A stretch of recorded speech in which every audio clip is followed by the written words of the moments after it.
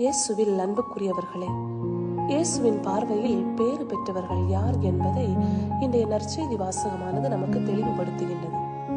மனிதர் மீது தமது நம்பிக்கையை வைக்காமல் இறைவன் மீது தங்கள் நம்பிக்கையை வைப்பவர்கள் பேறு பெற்றவர்கள்.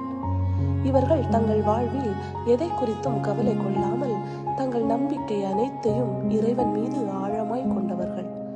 மனிதர் மீது நம்பிக்கை வைப்பவர்கள் தன்னை படைத்தவரை நம்பாது, அவரின் இறை பராமரிப்பை நம்பாது அவரை ஒதுக்குவதற்கு இணையாகும்.